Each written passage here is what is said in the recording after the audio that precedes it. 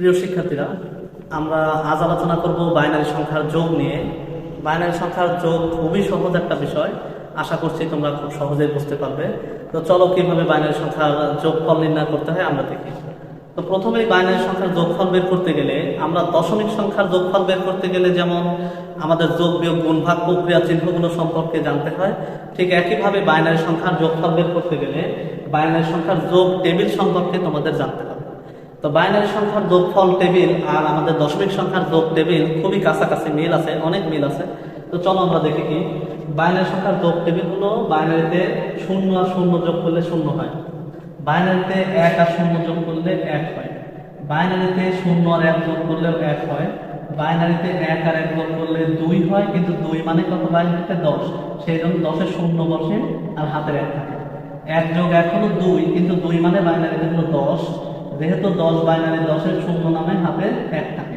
তাহলে এই চারটা বিষয় মনে রাখলে বাইনারিতে যোগফল নির্ণয় খুবই সহজ।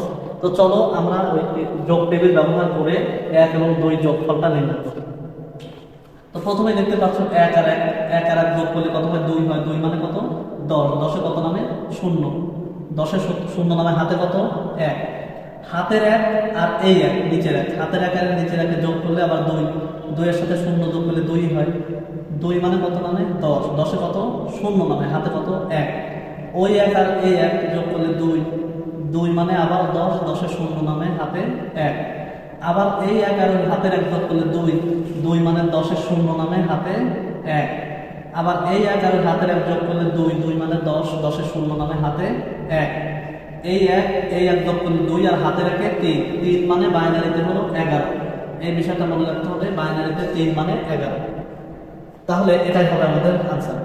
তো এখন পরবর্তীতে আমরা দেখি দ্বিতীয় নম্বরটা।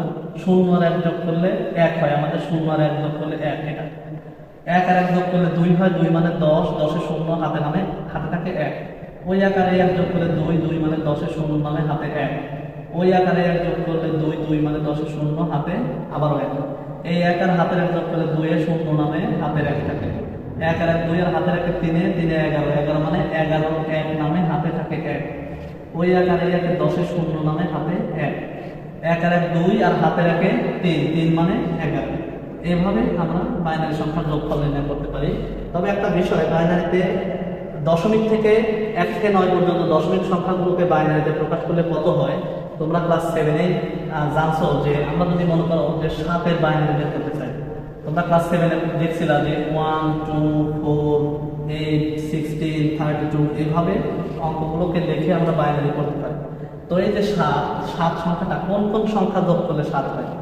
আমরা দেখতে পাই 4 2 আর 1 এই তিনটা সংখ্যা যোগ করলেই 7 হয়। তো যে সংখ্যাগুলো লাগবে সেই সংখ্যাগুলো নিচে 1, আর যেগুলো লাগবে না তার নিচে হলো 0। তার মানে 7-এর বাইনারি কত? 1 1 1 1। এটা হলো 7-এর বাইনারি।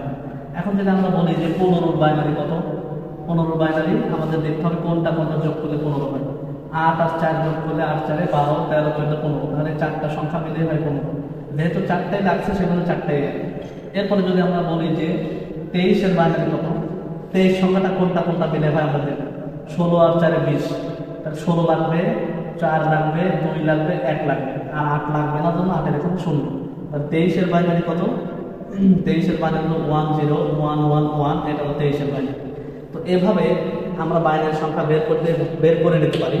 অথবা বাইনারি সংখ্যা মনে রাখতে হবে 1 থেকে 9 পর্যন্ত বাইনারিগুলো এইভাবে কোড আকারে মনে রাখতে পারো। যেমন 1-এর বাইনারি 1, 2-এর বাইনারি হলো 10, 3-এর বাইনারি হলো 11, 4-এর বাইনারি হলো 100, 5-এর বাইনারি হলো 100।